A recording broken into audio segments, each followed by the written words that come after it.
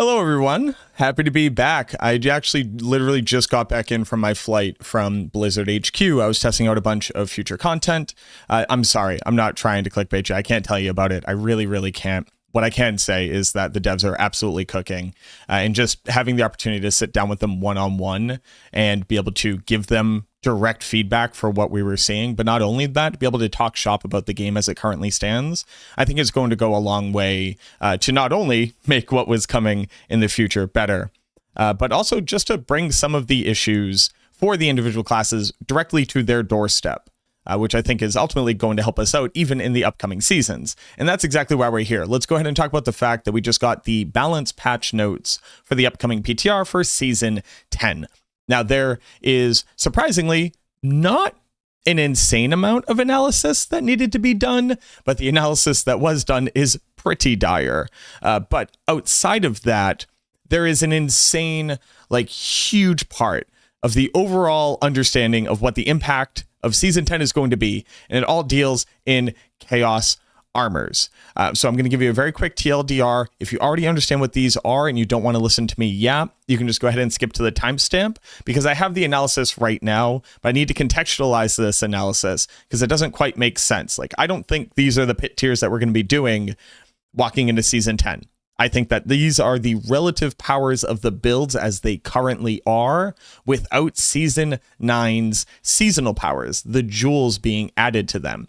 And I think that's really good to start from here as a basis, just to understand what these builds look like without borrowed power, because not only do eternal characters exist and matter to a large amount of players, but on top of that, we need to understand what the builds do to understand what the impact will be when we add new stuff onto them. So if you care about that timestamp, jump to it. But let's very quickly talk about the Chaos Armors, because they're absolutely bananas level insane. The first time that I saw these, I'll be honest with you, I told the devs that they should cut them in half. That's how insanely powerful they're going to be. So if you have no idea what I'm talking about, there is a list of unique items which will drop in this season. They are season only, and after the end of the season, they're going to go away. Banished Lord's Talisman is a unique amulet. It will still drop as a unique amulet, but in addition to that, you'll be able to find it as a helmet, a chest piece, a pair of gloves, a pair of pants, and a pair of boots.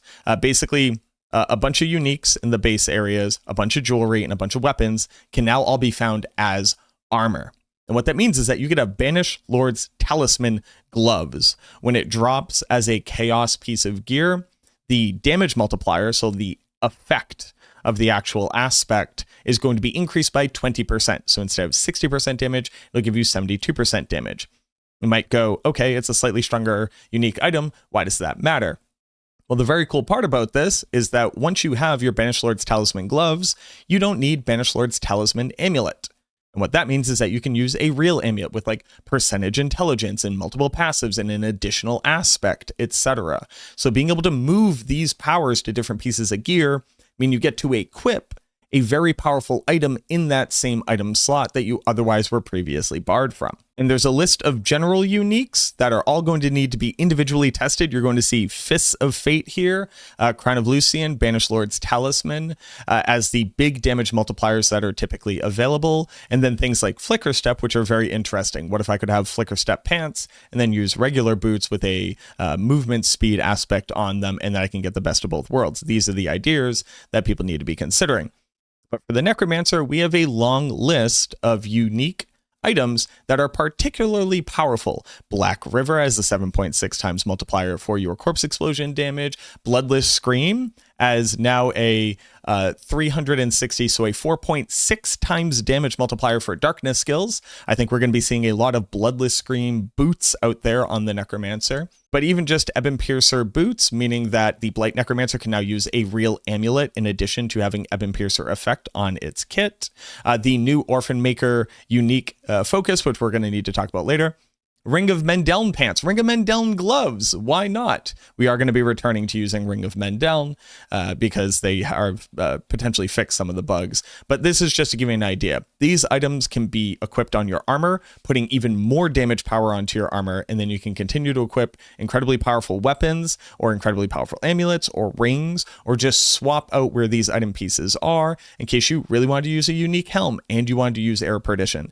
So The impact of this is insane. And I think if I tried to calculate all of it in this one day that I have this weekend, after spending a week in Los Angeles with Blizzard and then immediately hopping into the PTR, I would do a terrible job of it. So the analysis that I'm doing is just the balance changes that we've seen in the patch notes in addition to these ideas, and where builds are going to look like walking out of Season 9. So the numbers that you'll see right here are the current pit tiers that these builds are able to clear in Season 9. This is with the Herodric powers. So I removed their power, I did the balance analysis, and then these are the pit tiers that I think that these builds will be able to run before you add on the new seasonal power and before you add on the chaos armors. So now that everybody has that, let's talk about this analysis. And I'm just going to do this part really quickly. So just in case you just want to know the numbers and you want to skip the rest of the video, I don't waste any of your time. Sever is currently doing 68% of its previous damage. That drops it down to somewhere around pit tier 103. Blight is currently doing 4% of its previous damage, and we'll talk about why that is. That drops it all the way down to pit tier 87. Bloodwave is similarly doing 4% of its previous damage. That drops it down to just below pit tier 100, although I think that with the changes coming to Bloodwave, we're going to swap back over to the overpower version of Bloodwave as opposed to the dot version of Bloodwave, but we'll talk about that and why in just a moment. Shadowblight's doing 62% of its damage. That drops it down to pit tier 110, making it our strongest build, theoretically, walking into the new content, just very slightly above Mage Minions. Yes, Minions are in competition for being our top build right now. Affliction as a build is going to be doing 60% of its previous damage. That drops it down to around pit tier 92. Not that bad. Shadow Corpse Explosion. I got Shadow Corpse Explosion to run pit tier 100 with imperfect gear in this past season. It's doing 4% of its previous damage. That drops it down to pit tier 88. But there are a ton of powers in addition to the armors coming in this upcoming season in PTR that we need to test. That is going to make Corpse Explosion an absolute menace. So look forward to Corpse Explosion potentially being one of our strongest builds. Bone Spear is going to be doing 70% of its previous damage, but it might actually work now, depending on whether or not the bugs that they fixed incorporate more issues. So this is going to be doing pit tier 88 before we add new power onto it. Bone Spirit similarly is doing 70% of its previous damage. That bumps it down to pit tier 101. Bone Storm is doing 72% of its damage, bumps it down to 88. Blood Surge is doing 59% of its previous damage, taking its sad pit tier 83 clear and bumping that down to 80. Blood Lance is doing 55% of its previous damage, bumping it down to pit tier 82. Mage Minions doing 50% of its damage, which would bump it down to pit tier 109. But this is for the shadow damage version of Mage Minions, not the Mendeln version. The Mendeln version is less negatively impacted by the changes in these patches, and it's currently doing a similar pit tier clear. So there's actually a good chance that that one ends up eking out above Shadow Blight. And then Minions as a Golem build, because they're actually buffing it even further, it's going to be doing 65% of its previous damage, and it's going to be doing pit tier 103. Okay, great. So now that you have that mostly contextless, but pretty nuanced explanation of what these pit tiers look like, let's talk about the balance changes and how they're impacting individual builds. And I think we should probably start off with talking about the new unique coming to the Necromancer, which is a unique focus. This is in the pile of things that you can get as chaos items as well, which is kind of funny. But right now it's a unique focus. It's going to have int, max life, basic skill attack speed, and then a % chance for generic basic skills to deal double damage. This means that as a GA, it goes from 17.5 up to, what does that put you up to? Around like 25%. Then you triple masterwork on it. So it puts it somewhere around like 50% chance for basic skill to deal double damage. This means that you could use a basic weapon and also temper it there. So you're going to be very high. So pretty close to like 80-90% chance for basic skill to deal double damage. But what does it do? Your basic skills will be empowered. The empowered versions are these. So Reap has 10% more increased attack speed. I think that's not nearly good enough. Decompose will spawn corpses every 0.5 seconds as opposed to every 1 second. This should also increase how often the explosions are occurring. I don't think that this is good enough, but it's definitely moving in the right direction. Hemorrhage will trigger an additional burst on the initial target. You can make Hemorrhage actually trigger an AoE, so this means that you are basically doing double hemorrhage damage. Seems pretty powerful. And then Bone Splinters will pierce through enemies. This is by far the most important of all of these changes because Bone Splinters is our only good basic skill build And the big thing holding it back is that bone splinters do not pierce. So they shotgun and they disperse their damage in an area around them. Very inefficient damage, but now that they pierce, it can legitimately do AoE damage as well. Damaging enemies with a basic skill will cause them to take 30% increased damage from your other basic skills. Now, here's the problem with this. It sucks.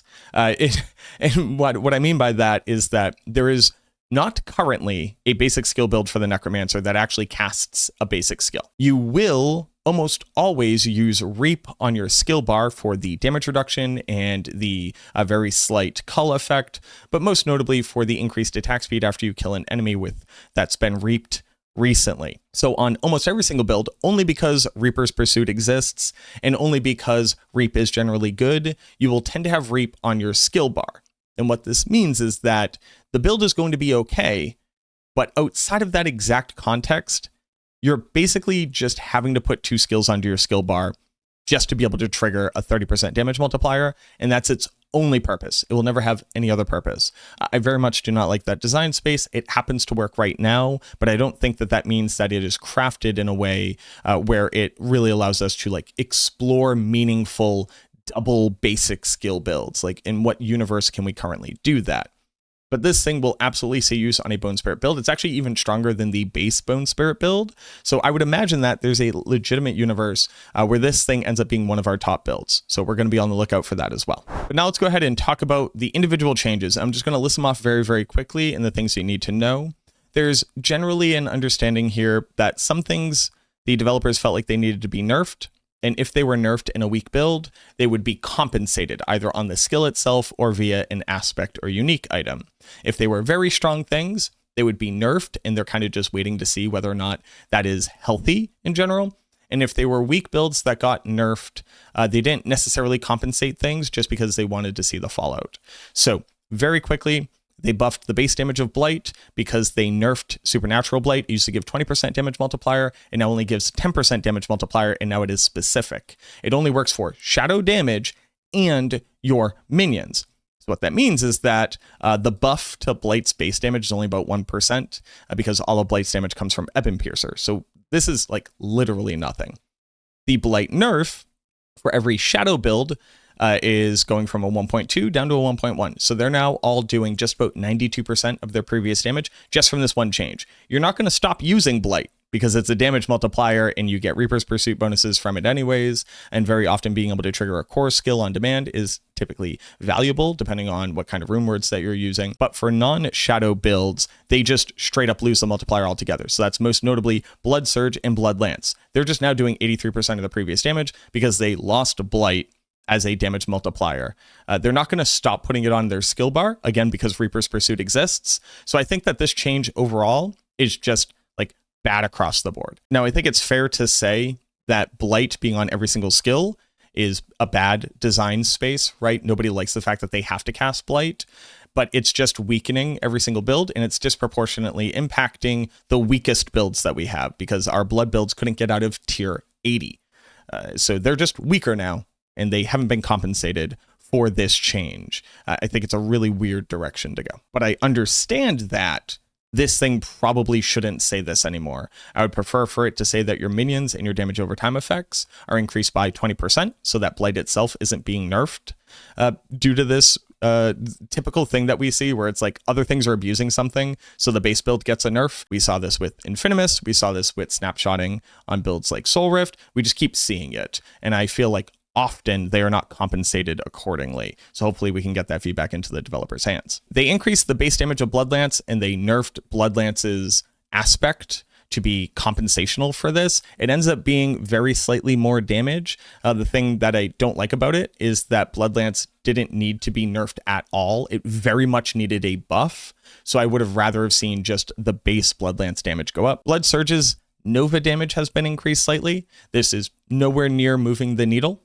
I don't understand why the number is so small. I would like to see a substantial buff to Blood Surge's both Drain and Nova damage. It's nowhere near competing with other skills. They nerfed both the main damage and the return damage. The issue being that with Reaping Lotus, our aspect, we don't get the return damage anymore. So if we're ever in a design space where we're not using Reaping Lotus, the return damage is now so minuscule that I think that a future build is being like future impacted by this thing, because the aspect being buffed in relationship to this doesn't modify the return damage at all. So this nerf right here is for a future build that just got kicked down the steps without getting anything in return. Plagued Corpse Explosion, the redheaded stepchild of Corpse Explosion skills, is getting a buff to its multiplier. So Plagued Corpse Explosion is the physical damage version of Corpse Explosion that says that if a target is slowed, stunned, or vulnerable, you get 10% damage, and they all stack, so that adds up to 30%. This will now be 75%. The major issue with this is that you need to apply slow and stun and vulnerable to the target for it to get the multiplier in the first place. That means that against a boss that isn't staggered, or an elite enemy which is currently unstoppable, you only get one of the multipliers from the vulnerable, so it has very bad uptime on enemies. Similarly, the slow and stun need to be pre-applied, and typically with Corpse Explosion you want to be exploding screens as you go, so you haven't applied crowd control effects to those targets yet. So I don't see this moving the needle on Plagued Corpse Explosion. That being said, I think Plagued Corpse Explosion could do like up into the 90s in the current season. And they are also adding a new power which allows us to consume corpses multiple times. So I do see Plagued Corpse Explosion doing something. I just think that there needs to be a fundamental rework to how Plagued Corpse Explosion works, because it's very antithetical to what you want out of the physical damage version of it, which is just domino affecting through screens of enemies, which is very much not what its multiplier actually allows you to do. Aspect of Fell Gluttony, pretty interesting here. It's now just going to increase your golem's damage. So it was an aspect that we added on because it had such a huge flat damage effect that it was worth losing an aspect slot, and now you're just not losing an aspect slot at all.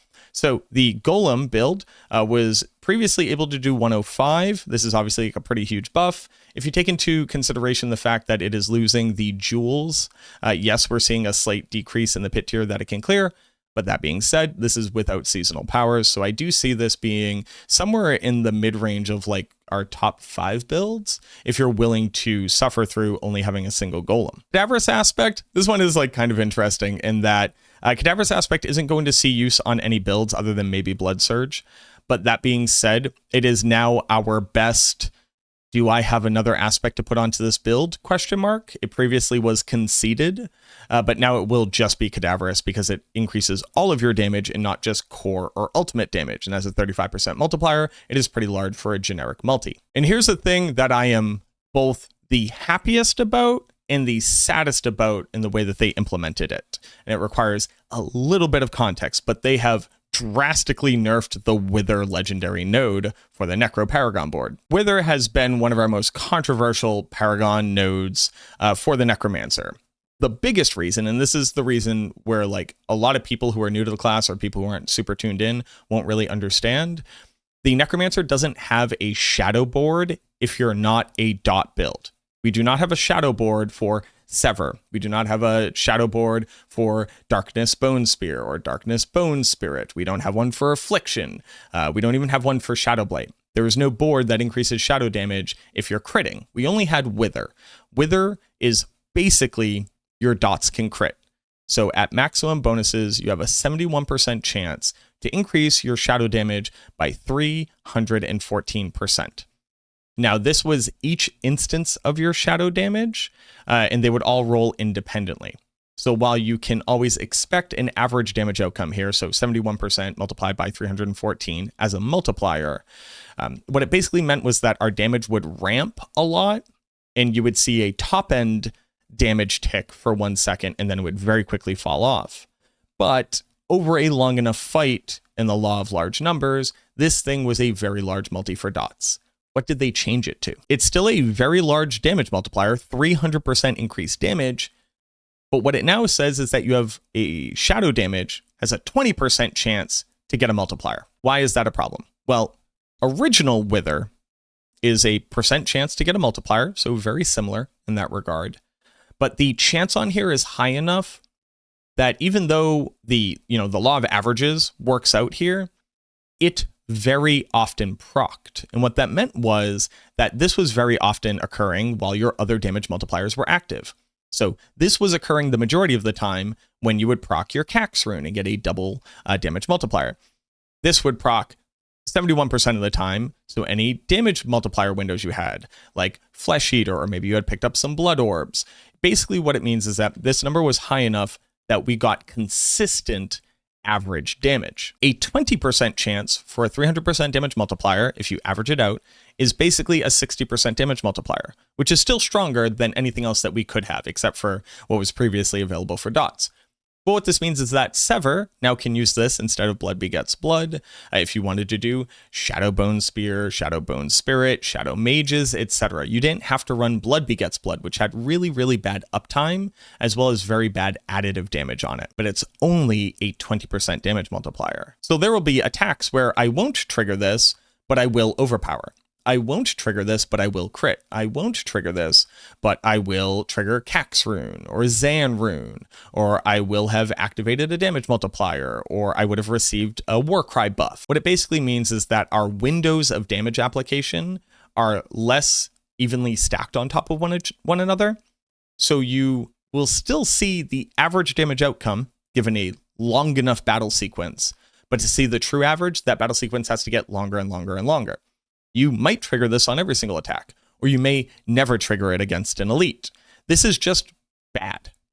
And let me show you why it's just bad. Now that they've changed how it worked, Flesh Eater says you always have a 40% damage multiplier.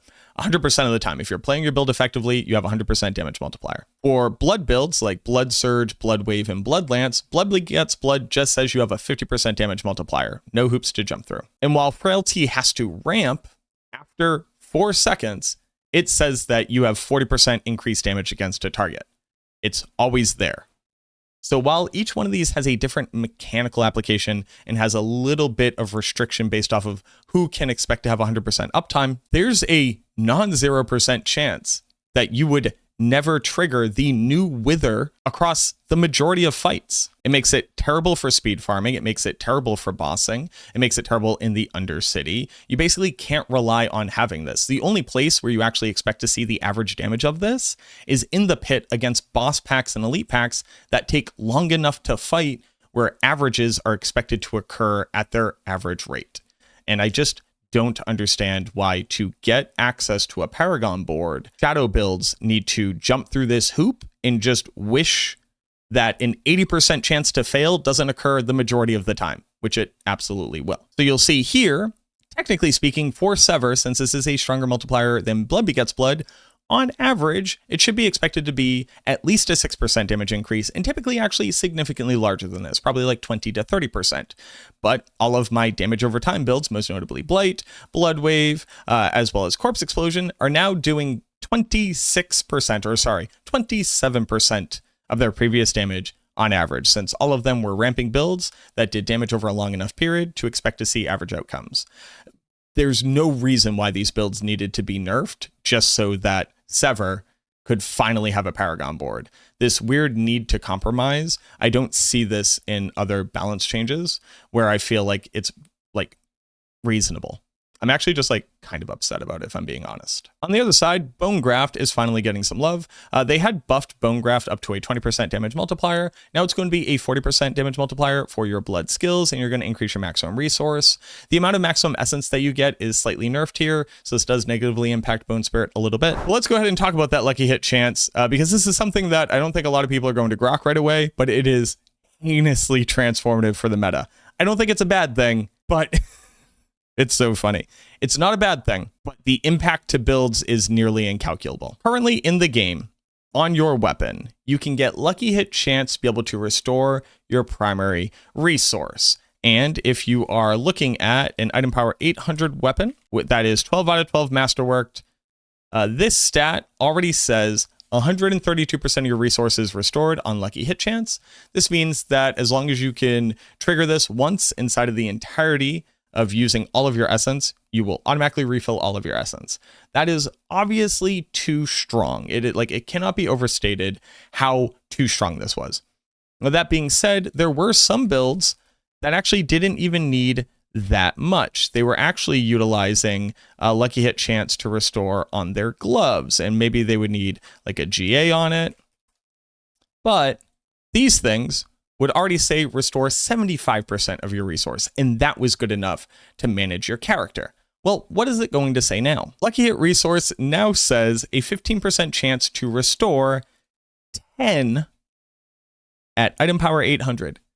On a greater affix, that means that this would be 15. On a two-handed weapon, it means it would be 30. And then masterworking it up 3 times would get it up to like 50 or something like that. You would never want to masterwork this. Now, that's a lot of doom and gloom, but there are a couple saving graces here. Again, with the GA, it automatically adds 50%. Masterworking it already will get you up to somewhere around 30. And there are little used tempers available on your jewelry that basically a lot of people ignore. But that being said, maybe you don't need ultimate cooldown on your rings and amulet. Maybe you can instead put Lucky Hit chance to be able to restore a resource. So maybe you have 10 to 15 on your amulet, and on each one of your rings, that's 45. Maybe you leave it on your weapon, that's an additional 30. So now we're up at 75. Maybe you add it onto your gloves instead of like a maximum life roll. And now we're sitting somewhere around like 80 to 90. And maybe that's good enough. Like maybe that is a good enough total amount. We just need to actually invest in it. And I do think that needing to invest in solving your resource was a sadly missing puzzle piece, because this thing already said do it for you for a measly compensation of losing out on about 100 additive damage. Now we need to solve it. Now we'll need to be able to figure out how our builds run if we don't just have free ultimate cooldown across every bit. Maybe our gloves need to have it. Maybe we have to use a resource aspect. So that loses us a damage multiplier on a ring, but it allows us to be able to spam our core skills at the maximum speed that we want to. This is going to vastly increase the value of something like Starless Skies, which before you kind of didn't care about the primary resource reduction, but this does ruin a couple builds. This ruins most builds' ability to be able to use the Cax rune, which was at least a 200% damage multiplier with about a 50% uptime. I think a lot of people are now just going to be using Ohm rune, which is a 15% damage multiplier. That and Thule are 2 different 15% damage multis. Maybe a lot of builds are going to swap over to Zan rune to be able to just overpower every once in a while. Maybe that one ends up being better than even just using Ohm rune. But things like Bone Spirit are now going to have to drastically reinvest in things like casting a macabre skill restores your resource, whereas before we could use things to be able to manage our cooldown reduction easier and be able to stack on more damage easier. So there's a lot of puzzle pieces here. It was a lot of yapping. What it basically means is that this thing alone has just dropped the power scale of all classes significantly. And I'm interested to see what builds can afford to build into it and what builds are going to basically have to drop this and swap over to something else. It's difficult to calculate this in total, but what I ended up doing was basically just saying that builds were going to drop Cax rune and that they were going to use Ohm rune. So what that means is that every build, bare minimum, unless they can solve this, is now just doing 76% of its previous damage. So that was the last calculation of like impact of the current patch notes. So I already talked about all of this, but I'll just very quickly list off my current key takeaways just in case people like to hear them. So Gospel of the Devotee is going to open up a Shattered Spirit Bone Splinters build that I think is going to be arguably one of our strongest builds. The Blight nerf is just a massive nerf to Blight itself and to Blood builds, and for every other build, you just continue to use it. I think that kind of stinks. I wish that it could be reimagined in a different way. Plagued Corpse Explosion is definitely something that we're going to have to look into, but the multipliers and how difficult it is to actually get access to them is still going to be a huge sticking point. Cadaverous Aspect is one of our best. I need another aspect. Maybe I want to use Conceited Aspects now. The Wither changes are just monumentally huge. Dot builds just got screwed into the ground, and there already are worse performing builds other than very specifically Shadow Bloodwave. So I'd really like to see that reimagined. I don't like that we have to jump through hoops and have a 20%, like an 80% chance for something to not happen basically means you would bet on that 100% of the time. So thinking about that as an adequate damage multiplier is just very, very silly to me. Lucky Hit Resource being set to an integer is just huge. Like the impact of this is going to be absolutely nutties banana. Some builds will be able to manage it. There are supposed fixes coming for the shadow minions, which would mean that we don't really want to build into their damage as a primary source and instead have to go back to Ring of Mendeln. Now, luckily, Ring of Mendeln is already on par with non-Mendeln shadow mages. It's just worse at speed farming and less fun to play as far as I'm concerned. But what that means is that minion builds, like the mage minion build, is still in the running for being one of our top contenders because it's less negatively impacted by some of the changes coming down the line. They supposedly fixed a bug with Bone Dusters I didn't know that it had, and they didn't address the bug with Bone Dusters, which meant that it didn't work, and it didn't mean that it meant that Bone Spear wouldn't overpower. So I think that since this is clearly a build after an internal build, I'm hoping that that was fixed, and this is something that was fixed on top of it, meaning that Blood Spear might be back on the menu. They also fixed the lucky hit chance interaction for Azurath, meaning that I think that they fixed it for Bloodless Scream as well. So it's no longer going to scale with attack speed, meaning that the Freezing Lotus fans out there are sadly going to have to go without, because if that damage value doesn't gain a huge buff to it, it's not going to be high enough to actually be able to scale it. And the Chaos armor that is coming to this game, as well as the Chaos powers, are insane, like incalculably insane. I need to get through the PTR and all of my testing starting on this Tuesday, be able to get a better understanding of really who can use what items, where can we fit them, what does that landscape look like, and then I'm going to do a post-PTR, pre-PTR patch notes analysis and breakdown. Basically, in the PTR, we're going to do all the testing, we're going to understand what it all looks like, so that we can finally calculate the impact of them, so that when they're inevitably nerfed, or at least I hope they're inevitably nerfed, we will be able to get a better understanding of what it will look like actually walking into the season. Builds to look out for with the nerfs to damage over time. I think that Overpower Bloodwave will return as the strongest version of Bloodwave. It'll still use all the shadow damage scaling. It just won't care about the dot. Shadow Blight and minions are mostly unaffected, so there's still very, very strong builds with the potential of getting even stronger with the chaos things. And then Bone Spirit with Shattered Spirit has a good chance of being in the top contention for one of our strongest builds. So these are the things I'm going to be looking for in the PTR. Thank you very much for listening to me yap. I hope that this helps to contextualize a little bit so you understand what we're looking at when we're testing in the PTR, and maybe this can help you to kind of theory craft your builds walking into it as well. As I get my builds online, I'll put up planners. I always put them in my Discord channel. I'll link to that down below. It's always in the description of the video. If you made it this far, subscribe to the channel if you haven't already. We just hit 66K. That's 2,000 more subscribers since like a month or two ago. So thank you all very much. We're trying to get to 100,000 before the end of the year. So if you can help me out, I would love that. Thank you very much. Leave a like on the video, leave a comment down below if you have any questions, comments, concerns, ideas, theories, things I didn't cover, things that you think that I missed, or weird bugs or things that you want me to test out. Let me know down there. I'd love to hear from you. As always, thank you very, very much for watching this video. I truly, truly hope that it helps. I look forward to seeing you in the next one.